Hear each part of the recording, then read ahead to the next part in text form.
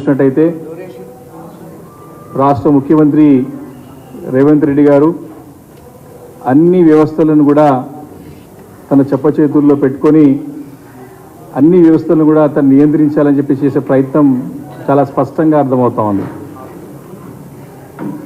వారు ఎన్నికల్లో మేము ప్రజాస్వామ్య తెలంగాణ స్థాపిస్తాం, మరి ప్రజాస్వామ్యం విలువలను కాపాడుతాం, ప్రజాస్వామ్య విధంగా పనిచేస్తామని చెప్పి ఆ రోజు ఎన్నికల్లో ప్రచారం చేసి మరి అధికారంలోకి వచ్చిన తర్వాత దానికి విరుద్ధంగా వారు మాట్లాడుతూ వారి యొక్క పనులు వారి యొక్క చేతలు మరి ప్రజాస్వామ్యాన్ని అపహాస్యం చేసే విధంగా కూని చేసే విధంగా మరి వారి యొక్క పనులు వారి చేతలు ఉన్నాయని చెప్పి స్పష్టంగా అర్థమవుతుందని చెప్పి ఈ సందర్భం మనవి చేస్తా ఉన్నాను. మేము పలు సందర్భాల్లో గౌరవ శాసనసభాపతి వారిని కలవాలని చాలా సందర్భాల్లో మేము అపాయింట్మెంట్ కోరినా గత 10 రోజుల నుంచి కూడా వారు దాటివేసే ధోరణిగా మరి వ్యవహరిస్తూ ముఖం చాటేస్తూ వారి యొక్క సెక్రటరీ గారు కానివ్వండి, అసెంబ్లీ సెక్రటరీ గారు కానివ్వండి, మరి స్పీకర్ గారి కార్యాలయం కానివ్వండి, వారి దాటివేసే ధోరణిలో వారు ప్రయత్నం చేస్తూ ఉన్నారు. సమయం ఇవ్వకుండా మరి ఎమ్మెల్యేలకు కూడా మాట్లాడడానికి ఒక పిటిషన్, ఏ పిటిషనే కావచ్చు అది. ఇప్పుడు ఉన్న ప్రస్తుత దాంట్లో మేమైతే అనర్హత పిటిషన్ పైన ఎవరైతే శాసనసభ్యులు పార్టీ ఫిరాయించినారో మరి కడియం శ్రీహరి గారు కానివ్వండి, వెంకట్రావు గారి ఒక పిటిషన్ ఇద్దామని చెప్పేసి అనర్హత డిస్క్వాలిఫై పిటిషన్ని ఇద్దామని కోరితే వాళ్ళు సమయం ఇవ్వకుండా మరి కాలేపన చేస్తున్న సంగతి నేను సందర్భంగా మరి మీడియా మిత్రుల ద్వారా మరి ప్రజలందరూ కూడా తెలియదలుచుకున్నాను. అయితే ముఖ్యమంత్రి గారు మరి అసెంబ్లీ వ్యవస్థనంతా కూడా ఈ యొక్క స్పీకర్ వ్యవస్థనంతా కూడా తన కంట్రోల్లో పెట్టుకొని మరి అపాయింట్మెంట్ ఇవ్వకుండా మరి వారికి అన్న మాటలు గతంలో వారు ఎవరినైనా నన్ను కలవచ్చు, ఎమ్మెల్యేలు కానీ ప్రజాప్రతినిధులు ఎవరైనా నన్ను కలవచ్చు, మీరు ఎవరినైనా కలవచ్చు, మీరు 100% ప్రజాస్వామ్యయుతంగా మరి ప్రయోజనాల కోసానికి మీరు తప్పకుండా మీరు ముందుకు రావచ్చు అని చెప్పి మాట్లాడిన సందర్భాలు అనేకంగా ఉన్నాయి. కానీ ఈ యొక్క ప్రజాస్వామ్యయుతమైన మాటలతో ముసుగులో వారు స్వార్థ రాజకీయ ప్రయోజనాలకే దీన్ని వాడుతున్నారు తప్ప మరి ఎక్కడ కూడా ప్రజాహితమైనటువంటి ప్రజాస్వామ్యాన్ని కాపాడదామనేటువంటి ఒక ప్రయత్నం ఎక్కడ కూడా చేయట్లేదని చెప్పి ఈ సందర్భంగా స్పష్టంగా మనవి చేస్తా ఉన్నాను. వారి యొక్క వ్యవహారమే విరుద్ధంగా ఉన్నది. వారు ప్రత్యక్షంగా డైరెక్ట్గానే పార్టీ ఫిరాయింపులని ప్రోత్సహిస్తున్నట్టు చాలా స్పష్టంగా గత కొన్ని రోజులుగా కొన్ని నెలలుగా అర్థమవుతా ఉన్నది.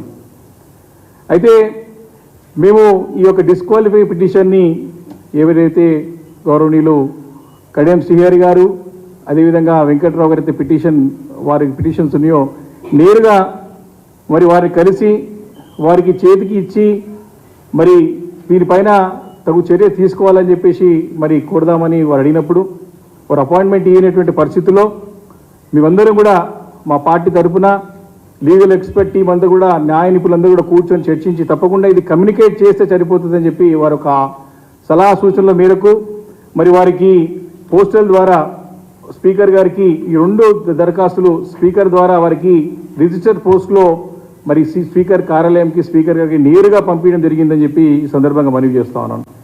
ఇవే కాకుండా పోస్టల్ ద్వారానే కాకుండా ఇంకొక మార్గం అవుతున్నదో ఈమెయిల్ ద్వారా కూడా మరి ఎందుకంటే మా కార్యకలాపాలంతా కూడా అసెంబ్లీలో మరి అసెంబ్లీ సెక్రటరీ గారు కానీ స్పీకర్ గారు అంతా కూడా మాకు మెయిల్లోనే మాకు సమాచారం అంతా అందుతూ ఉంటుంది. కాబట్టి మాకు కూడా ఒక బేసిక్ ప్లాట్ఫామ్తో మేము కూడా మెయిల్ ద్వారా చాలా స్పష్టంగా స్పీకర్ గారి కార్యాలయానికి అదేవిధంగా స్పీకర్ గారికి నేరుగా వారికి 2 పిటిషన్స్ ఏవైతే పార్టీ ఫిరాయించిన సందర్భంగా అనర్హులుగా ప్రకటించాలని చేసిన పిటిషన్ని వారికి నేరుగా స్పీకర్ గారికి మరి 2 పిటిషన్స్ కూడా పంపించడం జరిగిందని చెప్పి ఈ సందర్భంగా మీ దృష్టికి తీసుకొస్తా ఉన్నాను.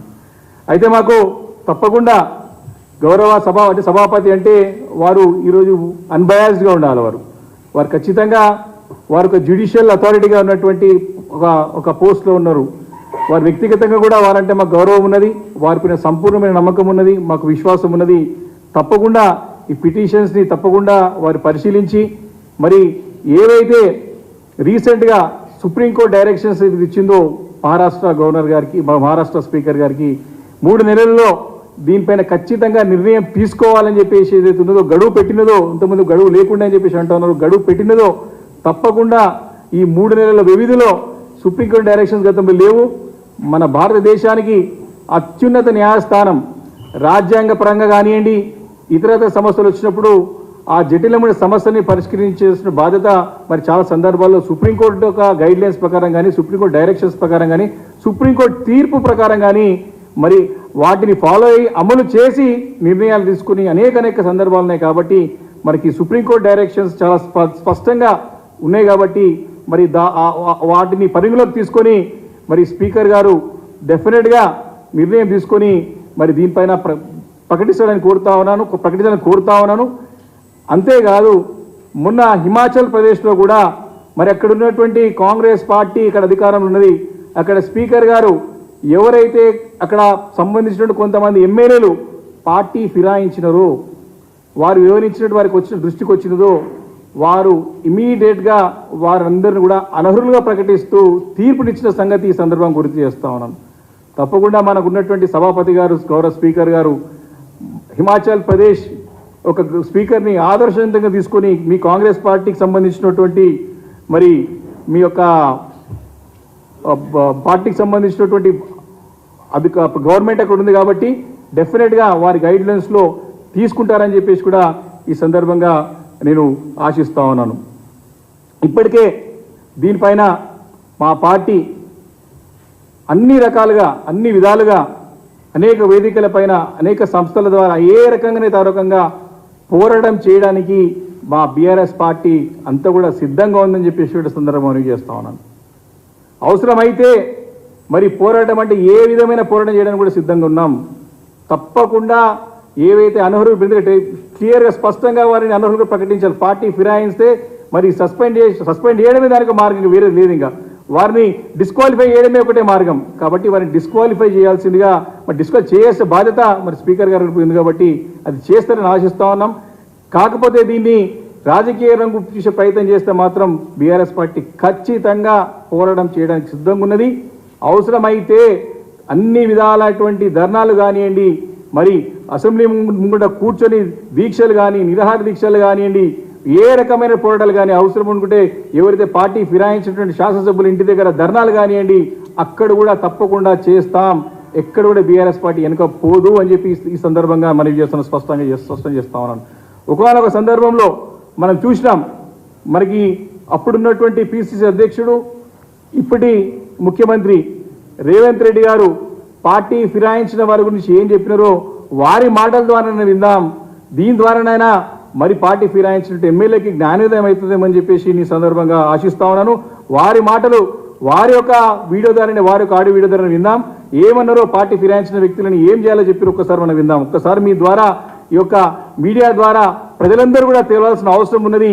అధికారం రాకముందు రేవంత్ రెడ్డి గారు ఏ రకంగా మాట్లాడినారు, అధికారం వచ్చిన తర్వాత వారి యొక్క ధోరణిలో, వారి యొక్క వైఖరిలో ఏ రకమైన మార్పు వచ్చిందో ఒక్కసారి ప్రజలు అర్థం చేసుకుంటారు. కాబట్టి ఈ వీడియోని చూపెట్టదలుచుకున్న ఒక్క నిమిషం.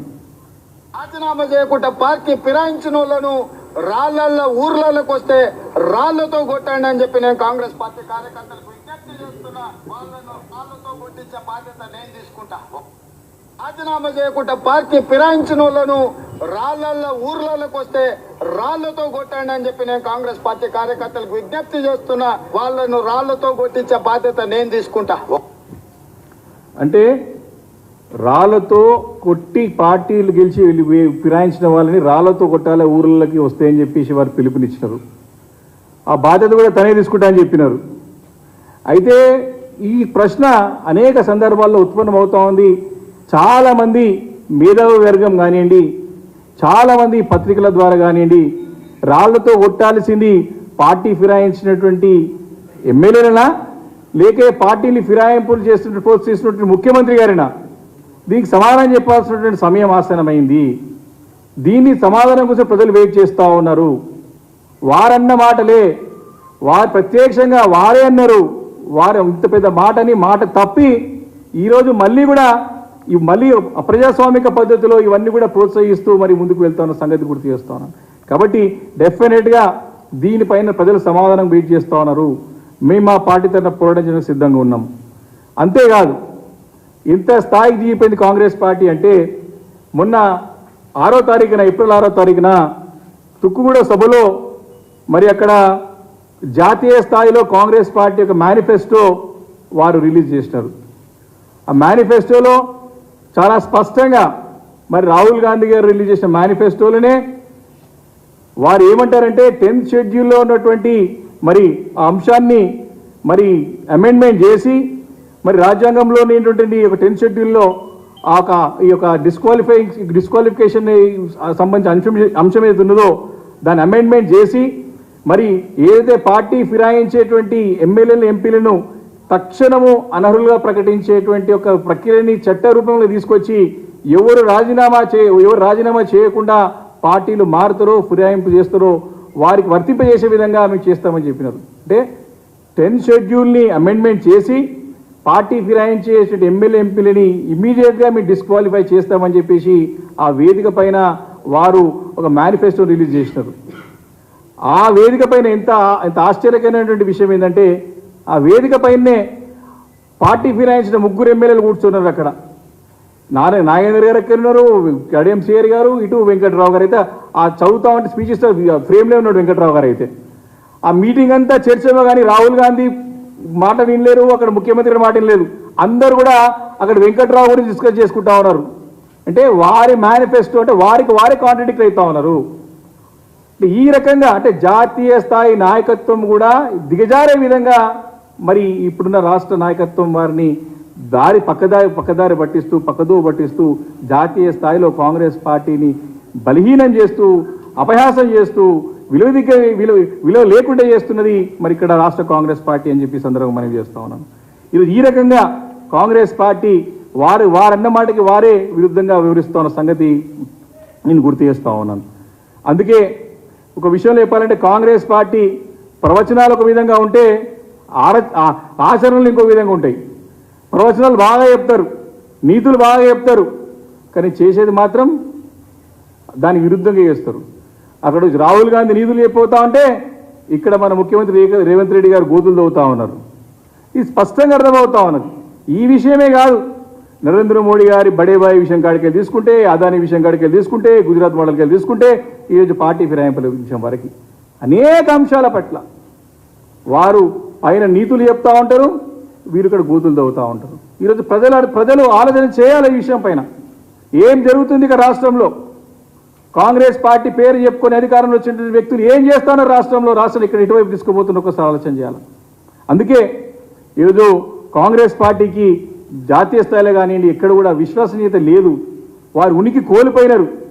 ఈరోజు సరాసరి వారి యొక్క వ్యవహార శైలి ఎట్లయిపోయిందంటే కాంగ్రెస్ పార్టీది ఒక వ్యవస్థ గల్లీ నుంచి ఢిల్లీ వరకు ఏ రకంగా ఉందంటే కన్ఫ్యూజన్ ఉన్నారు. కాంగ్రెస్ పార్టీ అంటే ఒక కన్ఫ్యూజన్ పార్టీ, కాంగ్రెస్ పార్టీ అంటే ఒక కాంట్రడిక్టరీ పార్టీ, కాంగ్రెస్ పార్టీ అంటే ఒక కరప్షన్ పార్టీ. కాబట్టి ఈ 3 Cలు కాంగ్రెస్ అనేది ఈరోజు కన్ఫ్యూజన్లో ఉన్నది, కాంట్రడిక్షన్లో ఉన్నది, అదేవిధంగా కరప్షన్ చేస్తూ ఉన్నది స్పష్టంగా అర్థమవుతున్నది. ఈ రకంగా కాంగ్రెస్ పార్టీ యొక్క వ్యవహార శైలి స్పష్టంగా అర్థమవుతుందని చెప్పి ఈ సందర్భంగా మనవి చేస్తా ఉన్నాను. కాబట్టి దేశవ్యాప్తంగా కానివ్వండి ఈరోజు కాంగ్రెస్ పార్టీ అయోమయ పరిస్థితుల్లో ఉన్నది. చాలా ఇబ్బందులు, చాలా పరిశాలలో ఉన్నారు అంతా కూడా. వారి యొక్క ప్రభుత్వాలు ఎక్కడ ఉన్నా కూడా స్థిరంగా లేవు. వారి ప్రభుత్వాలు ఎక్కడ కూడా స్థిరంగా లేవు. వారి ప్రభుత్వాలు దేశంలో 3 రాష్ట్రాల్లో ఉన్నాయి. ఇప్పుడు హిమాచల్ ప్రదేశ్లో కునా ఊపిరి మీద ఉన్నది. ఈరోజు కర్ణాటకలో ముఖ్యమంత్రి ఉప ముఖ్యమంత్రి మధ్యలో గొడవలు నడుస్తూ ఉన్నది. ఆ ప్రభుత్వం ఎప్పుడో నిలుస్తుందో తెలియదు.